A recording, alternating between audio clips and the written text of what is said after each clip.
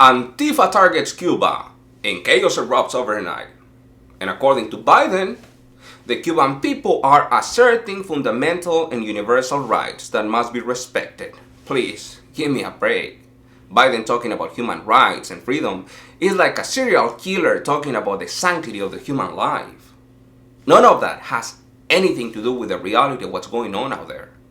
There are two reasons behind this new chaos. First of all, Cuba is not letting Big Pharma sell its poison there.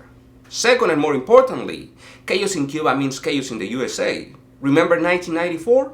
Well, get ready for some mass migration. We will not allow any counter-revolutionaries influenced by the United States, allowing themselves to be carried away by all these strategies of ideological subversion to provoke destabilization in our country. Welcome to the Elias Sanabria Show. This time, every single news outlet out there got the story wrong. Again, they will tell you that the protests are about government repression, communism falling apart, and lack of human rights.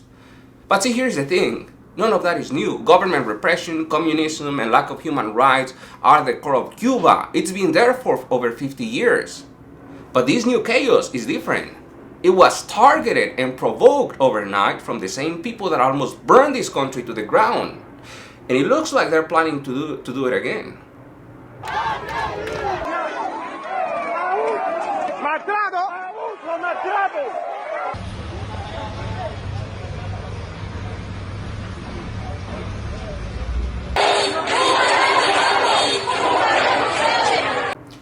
Here in America, we've already seen all that. That is Antifa and the Biden administration destabilizing a country to create chaos. Why?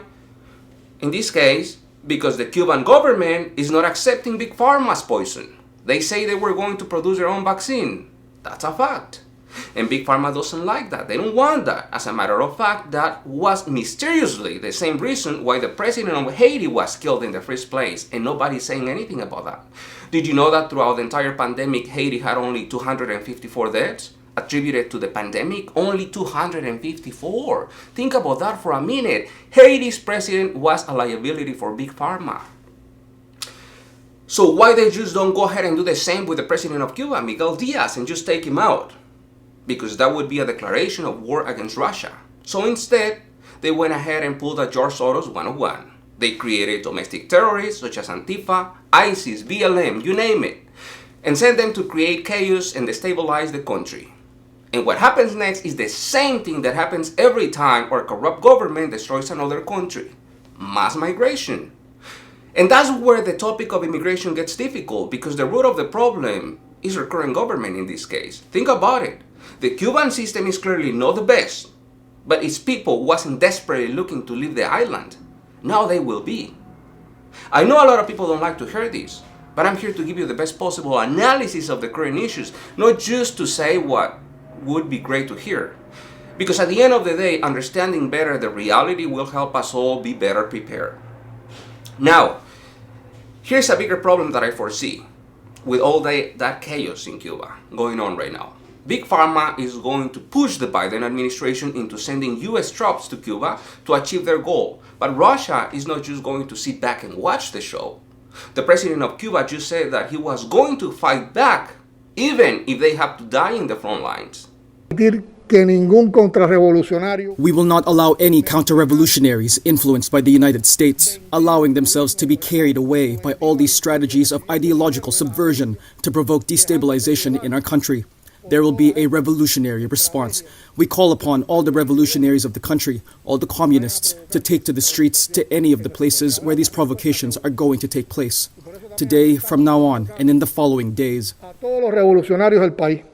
According to the Moscow Times, the Prime Minister of Russia kind of said the same thing, and I quote, "We consider it unacceptable for there to be outside interference or any destructive actions that would encourage the destabilization of the island." Now, this is important. Don't let the mainstream media distract you. Their narrative is usually a useless and corrupt agenda that leaves you hanging on the limbo and unable to prepare for anything. On one side, you'll have outlets such as Fox News reporting on how bad communism is and why we should avoid it at any cost. Wow, I didn't know that. Please tell me something new. Tell me the truth. What the heck is going on there?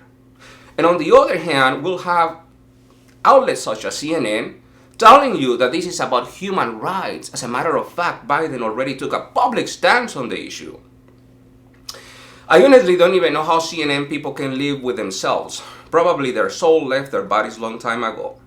But remember, this specific case is about the Biden administration spreading their own poison and destabilizing other countries, which ultimately is aimed to undermine America.